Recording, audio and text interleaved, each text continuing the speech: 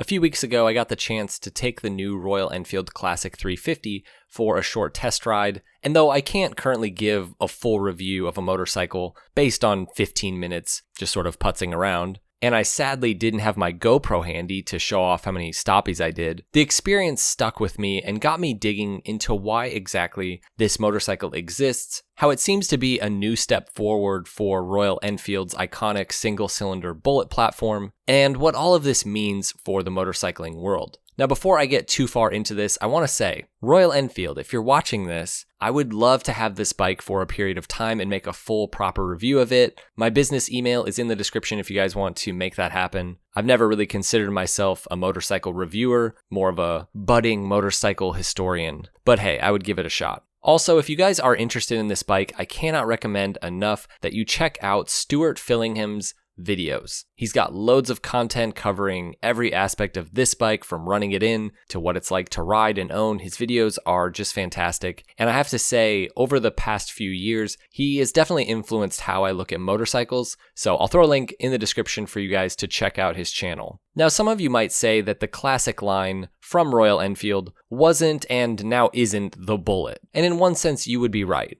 But from my perspective, this bike and the Classic 500 are motorcycles meant to fit into the Bullet heritage. I've always sort of viewed it in that way, and I'm not the only person, I think, who sees it that way. We'll get into this more later, but the Classic line from Royal Enfield are pointing to a specific model within the Bullet's history, which is the G2. That was an iconic motorcycle, but more than anything, it was a specific engine in and of itself. But really, it was just another rendition of the Bullet, as, the current Classic line is. Now, the biggest question I have is how Royal Enfield has managed to really bewitch so many of us in the motorcycle world, not only with their relatively new 650 twins, but now with a proper reworked single-cylinder platform for the Bullet made for the modern world. And I think to really understand all of this, we have to get the full context. Also, just as a side note, I also want to mention Peter Henshaw's wonderful book on the Bullet's history. I'll also link that below, as much of the info in this video in terms of the history comes from that source. Now, we don't necessarily need to go all the way back to the very beginning of the Bullet's life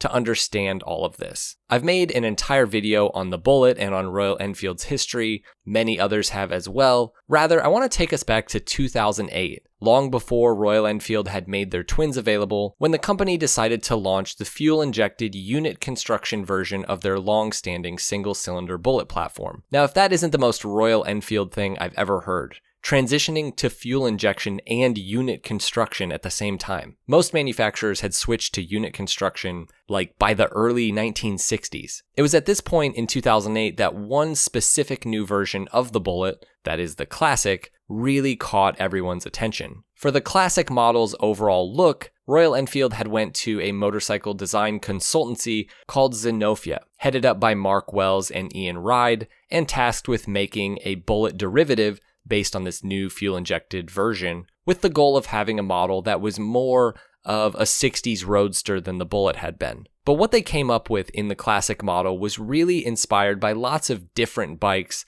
from Royal Enfield's history and from British history. Of course, that G2 model is clear, but this bike really wasn't the typically styled wannabe 60s British bike that everyone was and is still kind of scrambling to make. No pun intended. The 500cc Classic model wasn't a huge success right away, but Royal Enfield decided to launch a 350cc version of the Classic for their home market in India, and that bike was still carbureted, and that one was really an instant hit for the company. The bike was now more reliable than ever, and the look really did appeal to riders. Though the new fuel-injected 500cc Classic was very modern by Royal Enfield standard, for your average rider, especially here in the West, riders used to modern motorcycle engineering, this big thumper still felt like a bit of a relic. In large part, this was due to vibration. 500cc's, especially at this time, it's pretty big for a single to have no balance shaft, so you felt a lot of those vibes. And a lot of people loved that about this bike. But for the average rider, it was a different experience. Now, through this period leading up to just a few years ago, Royal Enfield was quietly learning from their developments and investing into R&D to essentially bring all of their engineering and manufacturing and really just their overall quality up to modern standards. The difference between these early EFI bullets and the bikes that were produced even just a few years ago is really night and day. And then also the difference between, say a 2019 Classic 500 and today's new Classic 350 is arguably even greater. Much of this is due to Siddhartha Lal's leadership in the company, focusing his efforts almost exclusively on Royal Enfield over the other brands that were owned by Eicher Motors. Before the twins were ever made, Royal Enfield surpassed Harley-Davidson in total units produced per year all the way back in 2013. And this updated single-cylinder platform would really prove to be a cash cow for the company and would ultimately fund their explosive growth with the release of the Interceptor and the Continental GT. Royal Enfield was on their way to owning the middleweight leisurely bike market, moving beyond just retro motorcycles with bikes like the Himalayan and now the Meteor and Hunter. In 2019, the Interceptor became the single best-selling motorcycle in the UK, but the growth of the twins within their lineup meant a drop in overall bullet sales. This new kind of motorcycle, that is the Interceptor really, was now the face of the company and the face of Royal Enfield worldwide, over and above their big retro single range. During this time, loads of competitors decided to take advantage of the situation and really take aim at capturing the segment previously dominated by the Bullet, both in India and much of Asia and really worldwide. Companies like KTM and Benelli and even Harley and also local manufacturers like Jawa were sort of biting into the small and mid-range capacity single-cylinder market. Within the Bullet range, the Classic 350 was still their best seller, but that was mostly in India. The big twins may have taken over the world, but the singles really weren't anymore. At this point, Royal Enfield really had a lineup that didn't fully make sense. Why would you buy a Classic 500 or even a Classic 350 at this point when you could spend just a bit more on a twin and have what is essentially a thoroughly modern, reliable, usable motorcycle? These twins were decades ahead of the Classic and Bullet line at this point. Now, prior to the twins, Royal Enfield had started reworking their single-cylinder range with a completely new model called the Himalayan. And this featured an all-new engine and really just a completely new motorcycle altogether. That engine was a simple overhead cam, 2-valve air-cooled, mid to long stroke engine with a fantastic little gearbox, and the company would really learn quite a bit from this engine as ultimately it did have quite a few problems. That bike would in many ways lay the groundwork for a new single-cylinder engine from the company and for a new Classic to come, and of course lots of other models. And after the massive success of the twins, Royal Enfield decided to stop production of the 500cc Bullet in 2020, and that included the Classic. And in many eyes, this was sort of the death of the Bullet. That bike, and really in the Classic form especially, was somewhat iconic in its own right. The bike just sat in a weird spot in the market, and simply put, the rather antiquated overhead valve engine paired to its old frame design was just way out of date. Royal Enfield had to do something different if they were going to save the Bullet. But at this time, an all-new Classic and an all-new platform was in the works, a motorcycle that would exist in thoroughly modern fashion on a new 350cc engine and platform for the company, which ultimately was the J engine, or the J series engine. And with it, the Bullet would return in Classic 350 form in 2022. I know sometimes people get sick of this talk of platforms, but the idea is really simple. Make a new frame and a new engine and figure out how to have multiple motorcycles that truly do feel like different motorcycles, but that can exist on the same basic structure of a motorcycle. This is obviously the most economical way to build a motorcycle lineup. You can't just have an all-new engine and an all-new frame for every single bike. This new engine would power a whole range of new models, with the most retro being the Classic 350 REborn. The J-Series engine is a massive leap forward for Royal Enfield and for the Bullet, a sort of modern rebirth of the iconic power plant that manages to bring a truly timeless motorcycle into today's world. And I could feel this. I've never ridden an old Bullet. I've obviously watched lots of people ride them. I've heard them. But this bike, it felt special, but it did also feel modern. The engine really is the beating heartbeat of the motorcycle. And I mean every motorcycle. Indian riders who've lived with Bullets know this better than anybody. It starts with the engine, and this is also something that Harley riders know as well. And at idle and slow speeds, those big, thumping, slow idle long stroke bullet singles literally feel and sound like a heartbeat underneath you. And though in stock form the new Classic may be quieter than ever before and no longer vibrate quite as much, it still has that addictive thump.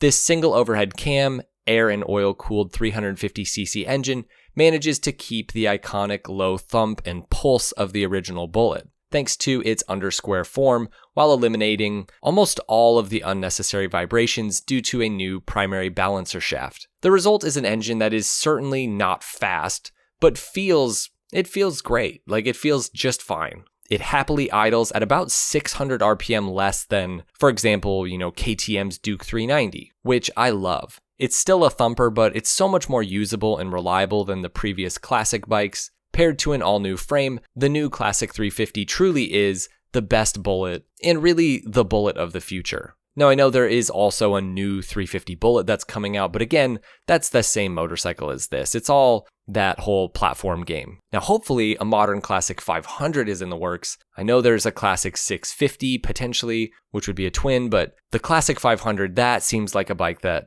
I would be really interested in. I think it's important to understand what the Classic is in terms of its design. Though the goal with this bike back in 2008 initially was to make more of a 60s roadster, the Classic really was and is thoroughly 50s in look. When I watch people review the Classic, I'm confused by how many call this a 60s styled bike. And they say this in comparing it with, the likes of what Triumph has with their modern Classics, which are clearly pointing to 60s motorcycles. From the enclosed forks to the nacelle headlight to the large wide tank to the sprung saddle type seat to the large metal mudguards paired with a big thumping single with a single pea shooter exhaust. I mean, this is all 50s English motorcycling design at its finest, and not really so much 60s roadster design. It's far more like, for example, my old 1949 Sunbeam motorcycle than my 1968 Triumph. No, the Interceptor is the bike that fills that niche entirely, and comparing these models, that is the Interceptor and the Classic, really shows how much motorcycle design changed from the 1950s to the 1960s. This is how the Classic has always stood out amidst other retro designs, from the Bonneville line to the Kawasaki W line, even to all the neo-retro bikes that exist. None of them are pointing to the same era as the Classic. And very few retro motorcycles have ever successfully tried to point to the iconic design language of motorcycles of the 1950s. It just usually doesn't work. Now, just like the original Triumph Bonneville had its day, but then ultimately had to be put to rest, and let's be real, the new Bonnevilles have almost nothing in common with those old motorcycles, so too the original Bullet. It had a long, unexpected life, but sometimes it's okay to move on. Companies have to move forward. They have to move into the future. Now, if you love those old Bullets, you can still have one. And, I can have my old Triumph twin. And here's the thing, this new version of the Bullet, that is the Classic 350 REborn, and whatever Bullets will come in the future, it is a more updated Bullet made for today's audience and world, while maintaining so much of the character of that old iconic motorcycle, more so than anything that the other retro bike manufacturers are doing. This Classic 350 is very much pointing back to its own heritage in a really cool, meaningful way. The old Bullet, it was never known as the Bullet because of its incredible speed. It's not a Bullet in that sense. No, the tagline is made like a gun, and that has more to do with reliability and just kind of sturdiness and that sense of a rifle being very tactile and mechanical feeling. And that's something that we just don't have in modern motorcycles anymore. And Royal Enfield has managed to not lose that entirely as they make new motorcycles. The Classic 350 is a heavy motorcycle for what it is, but it has that sort of presence. It doesn't feel heavy necessarily when you ride it, but it does feel substantial, like a proper motorcycle. But it's really the character of the bike that lives on. And it lives on currently in many forms. It's like Royal Enfield had all this wild success with the new twins, so they went back to the Bullet and they went back to their singles and they said to themselves, there's still something here for lots of riders. So now today you can get that iconic bullet experience and feel from a Neo Retro in the Hunter, or from a Cruiser in the Meteor, or, from the classic 350. Making a bike that keeps the old world character in all the right areas, but feels and functions in a very modern way, is going to be a matter of compromise. This J-Series engine is a perfect example of that. It feels and sounds very characterful, but it looks less like an old British single and more like, an engine that Honda would have made in the 70s. Just compare the look of the old Classic 500 to the new one. There's no denying that the old Classic bike and its engine looks much more like an old British engine, much more even like my Triumph engine, whereas this new Classic engine looks more industrial and kind of more reliable. On the one hand, I think it's fair to say that the Royal Enfield story of the early 21st century could go down as one of the greatest, if not the greatest, comebacks in motorcycle history. But it's more than just that. When we look at motorcycle history and the major shifts within the industry over the past 100 years, they're almost always connected to some sort of major advancement in terms of performance or reliability or maybe even style. But what's happening with Royal Enfield right now and how they're influencing and pushing forward the worldwide motorcycle industry, it's so different than anything we've ever seen.